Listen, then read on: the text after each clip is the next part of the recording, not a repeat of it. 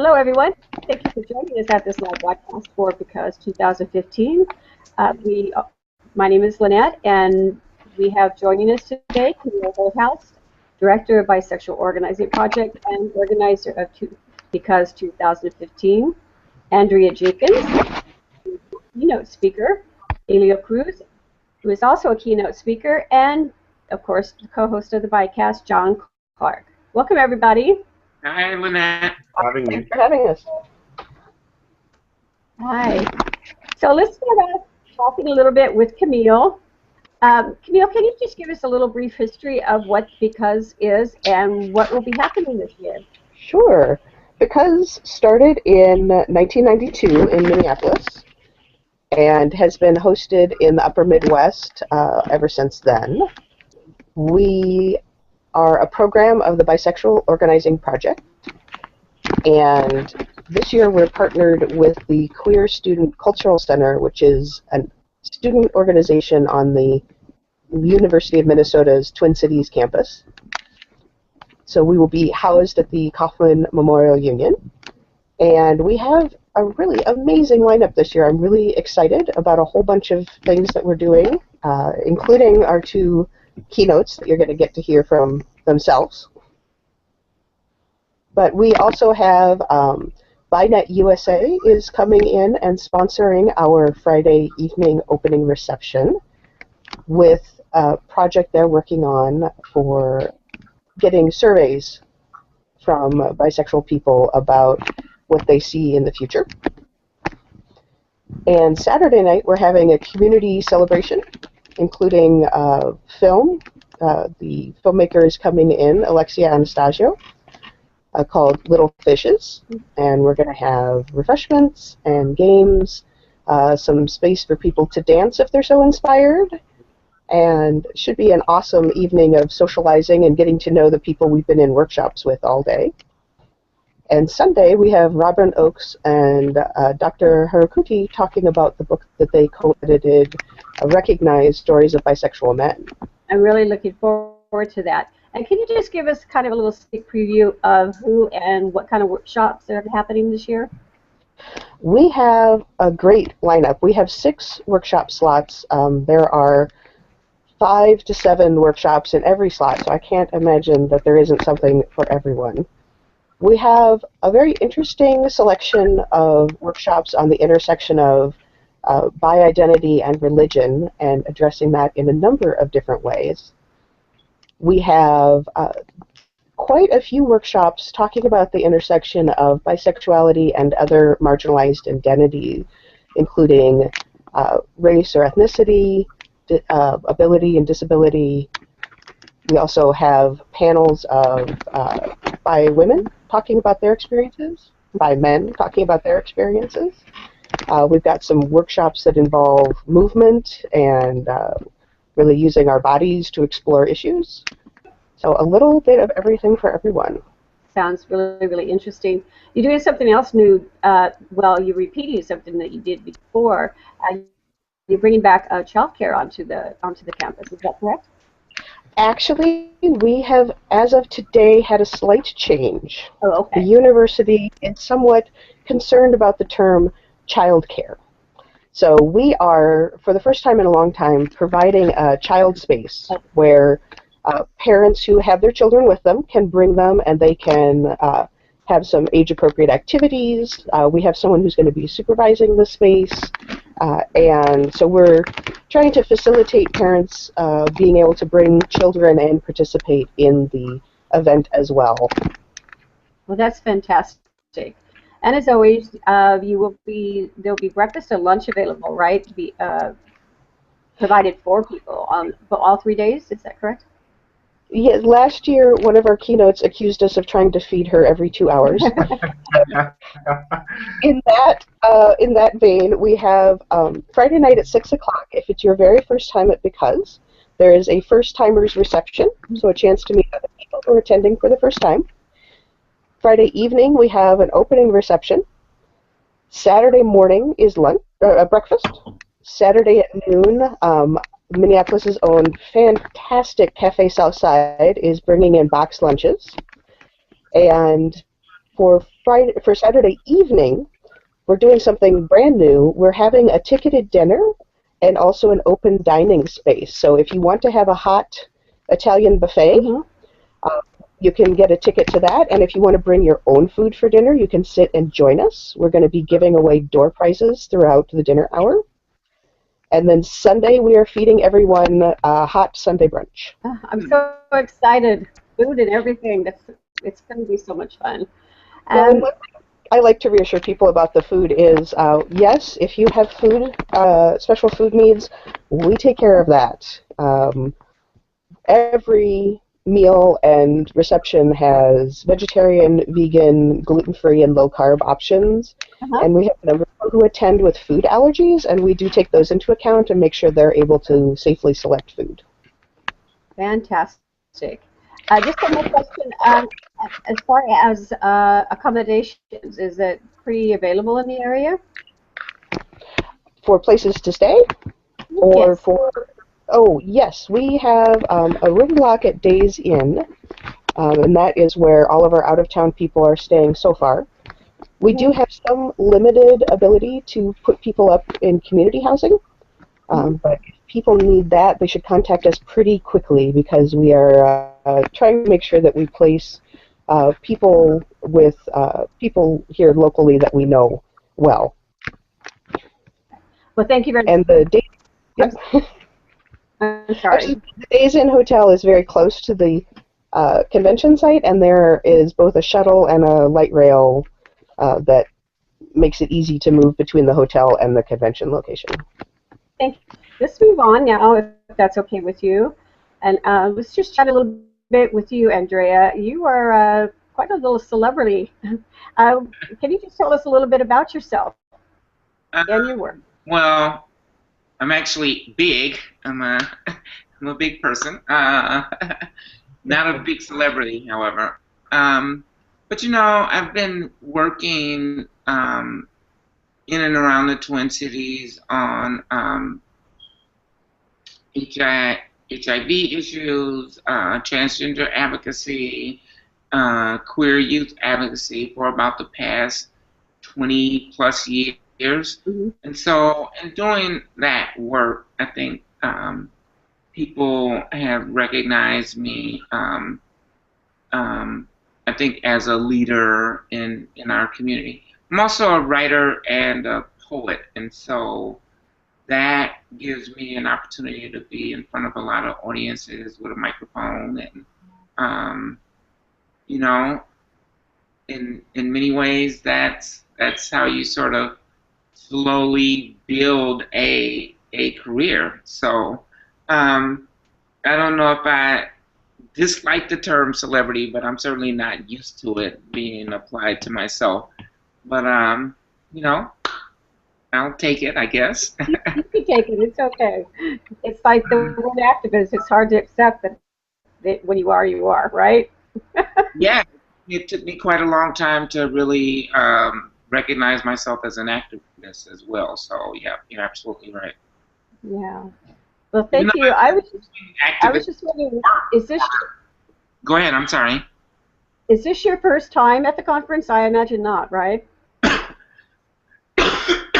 Excuse me. This will not be my first time, but I have not been to a Because conference in a very long time. And so, you know, as Camille mentioned, it's been going on for quite some time.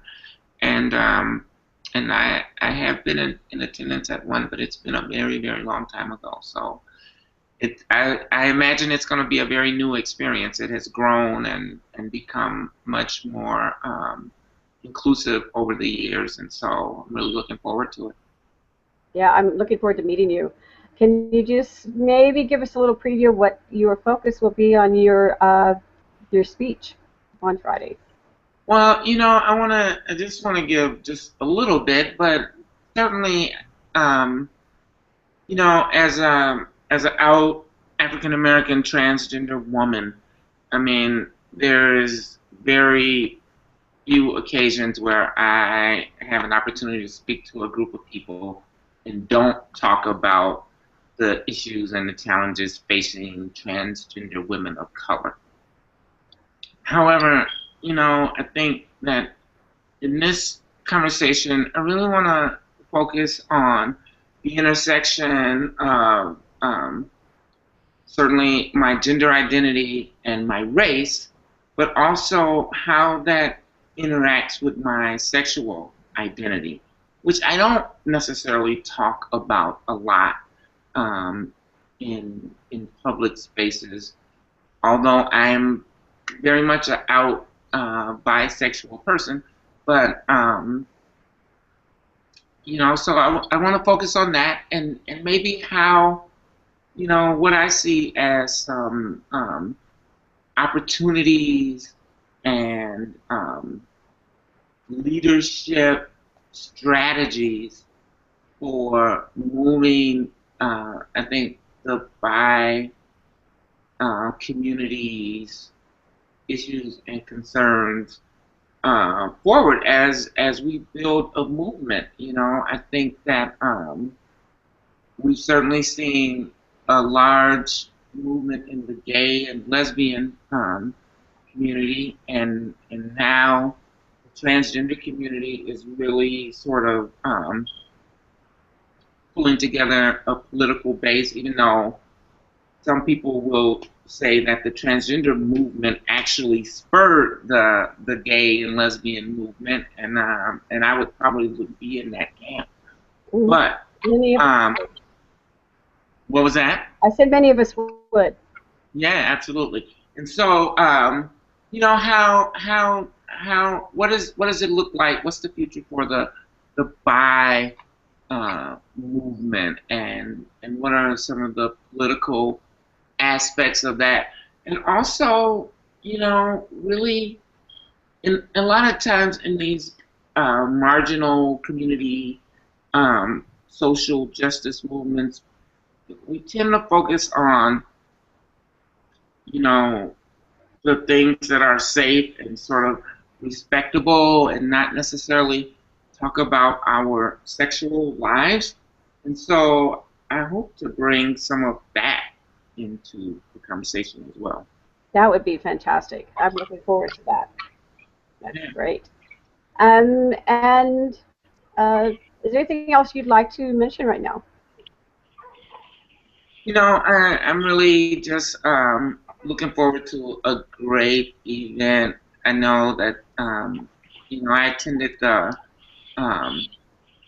task force, the National Gay, Lesbian, Bisexual, Transgender, they just changed their name, task force, Creating Change Conference. And I ran into a lot of people who were very, very excited about this conference and planning to come. So I think it's going to be a broad cross-section of identities and ethnicities from around the country and around the region. And, people listening in, I hope that you can make it. I will. And, I was at the conference. I am sorry that I didn't actually meet you there. So we will when we get there, okay? Great. Hey guys, can I interject just a bit? Since I'm I'm having trouble getting into this conference. But, one of the things that I think that we're grappling with among trans and bi people these days is not really understanding a history of the bi and trans connection that we used to have, and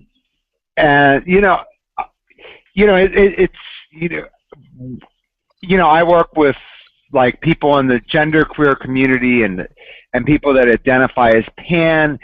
They really don't have an understanding of like what I used to, say the picture of Brenda Howard and Sylvia Rivera together back in the day, protesting, the DSM, for instance, and bringing that history back is really kind of important for both of our communities and the intersections of our communities. Talk tiny bit about that? Yeah, no, I absolutely agree with you, John. And, I think trans identities have, historically been, connected with bi identities, bisexuality. However, for me as a trans person of color, one of my biggest struggles of coming out was, once I came out as transgender and people began to accept that, it was really difficult to come out as bi. And so in many spaces, particularly in all people of color spaces, I would keep that identity under wraps, if you will.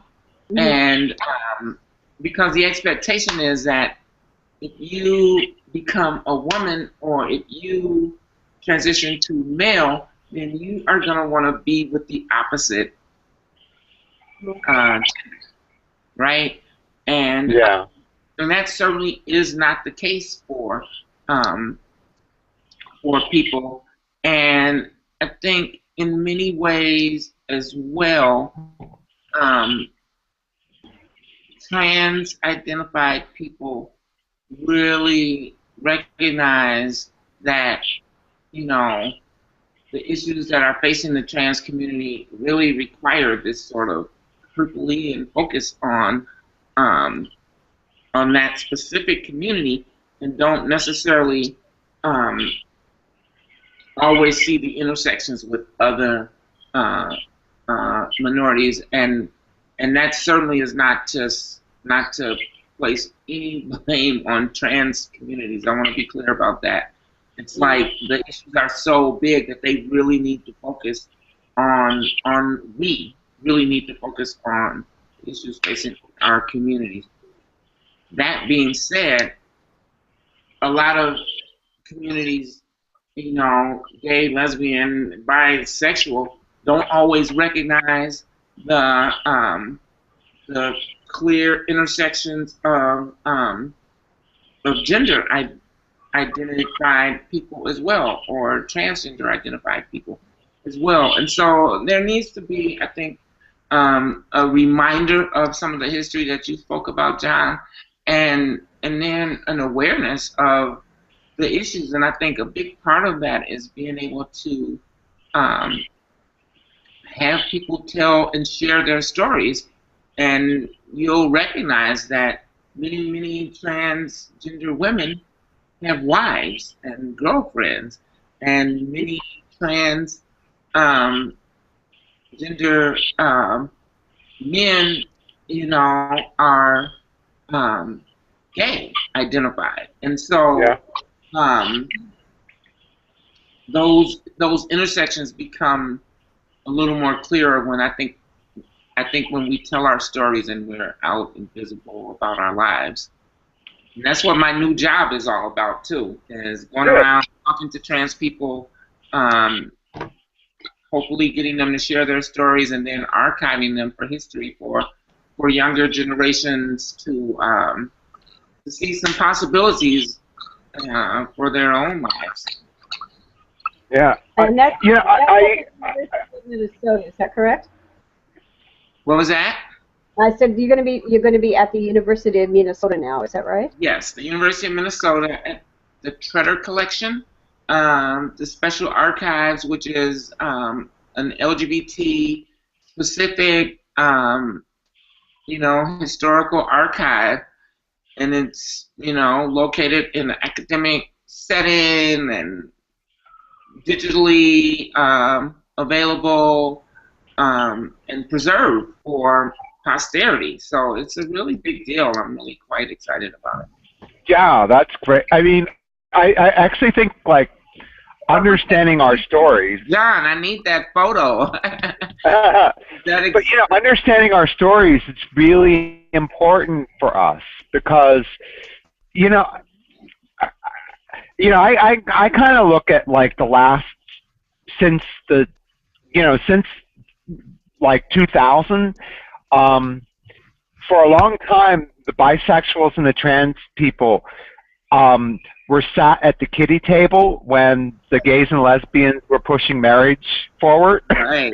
And, you know, and we were conspiring together. I remember like 2007 when Barney Frank wanted to push an exclusive national ENDA bill, and it was the bis and the trans people that connected to stop that. Yeah. And you know, and you know, and our great senator from Wisconsin that was also another, you know, another force like saying, you know, we need an inclusive ENDA or no ENDA at all.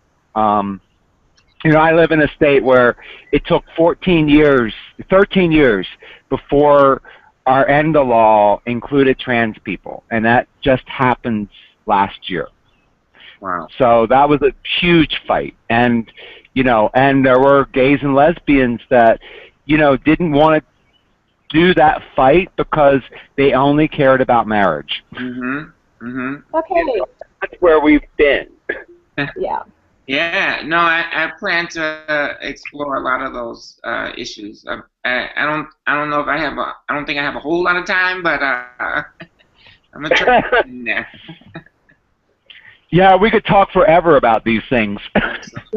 So let's give Eliel a chance to talk about himself for a minute, okay? How about that? Yeah. Hi, Eliel. How are you today? I'm doing well. How are you? I'm doing very well. Could you just give us a little bit of hint about who you are and what kind of work you do? Sure thing. I started writing in media about 4 years ago, I think, for the Huffington Post. My roots are in writing about sexuality and faith and the intersections of that, trying to influence my denomination and how we're having the conversation about LGBT persons, but as well as Christianity as a whole. Then about a year and a half ago, I started wanting to spread my wings a bit and started writing more about my bisexuality. Always mentioned it in my pieces that I was bisexual, but I never written anything until about a year and a half ago, more specifically about bisexuality. Now I'm a writer for The Advocate, Mike, and I have a column at Religion News Service. The two main beats of what I write would be sexuality and faith, and then bisexuality. But I have dabbled in other things as well as race and feminism and things like that. And I've been published in Rolling Stone and Everyday Feminism and some new places coming up here soon. So I'm mainly a writer, and I do community organizing as well. I've worked on Christian campuses to make them safer for LGBT persons by creating unofficial gay-straight alliances on our campuses and working on changing policies to make them safer for LGBT persons. So community organizing and writing and media. And a student who's almost finished with school now, aren't you? 4 or 5 weeks. It's like, I think, yeah, like 5 weeks left, counting down the days. Hey, applause. I'm counting down the days. Yeah. Well, you know, I'll say that what I love about you first is that you actually like talk about a God that like loves us too. Well, that means a lot. Wow. So, and we don't have a lot of that. I mean, I think that there's so many schisms among Christianity and our communities that like divide us, and you're one that like actually tries to make those divisions like go away. I try. Yeah. So, Eliel, have you ever been at the conference before? I have not been to because not yet. This will be my first time, and I'm keynoting. I'm very excited about it, though. I've heard only good things about it. We'll be newbies together, so that's okay. And what do you think you will be focusing on in your speech? Well, I want to mention real quick that I'm also giving a workshop, and I'm focusing on queering theology. So what I'll be doing is I'll be picking about 5 to 6 biblical stories and using specifically, I think, a bisexual lens on how to see our identities in Scripture, and how our sexual identities help us approach Scripture in a way that even gays and straights don't necessarily see. We are able to see the fluidity and the diversity of God's creation in a way that most people, it isn't as common or as natural for some people. So I'll be doing that in the workshop. And then for my keynote, I'll be focusing, since I do work in two main areas, right? I work on, in religious worlds, try to raise the voices of LGBT persons who are typically marginalized. Then I work in LGBT media, as well as secular media, to raise the voices of bisexual persons who are typically marginalized. So there's some really key distinct there's some key distinct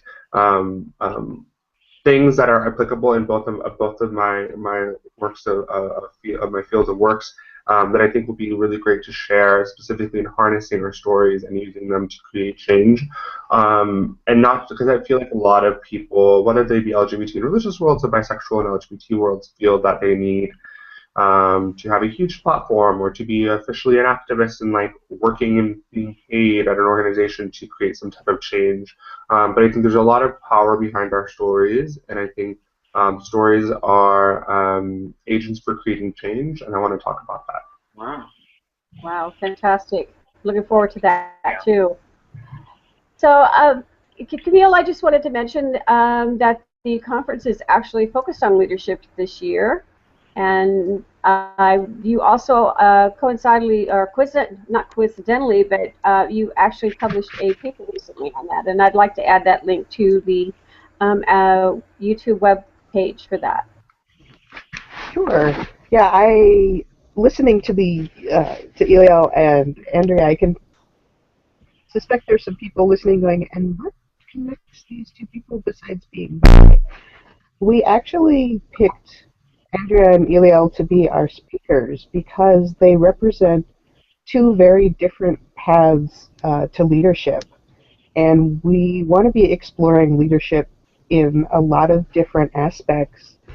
So throughout the conference, there's going to be discussions and conversations and we're going to invite people up to the podium to say how they got to where they are. Because I really want people to see that leadership is throughout the community movement, and whether you're the person that makes sure that the chairs get set out or you're the person that's helping with the strategic plan, we need leadership of all kinds and all levels.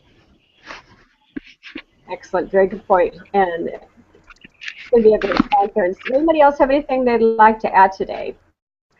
I do apologize to our viewers. I wanted to have a question and answer up so you could comment, but it did not work, so I do apologize for that. Yeah, I'll tell you that years ago, a really close bisexual friend of mine who failed the priesthood gave me a really good interpretation of Leviticus that a man who lays with another man should be stoned was actually a pro-marijuana. I've heard that before.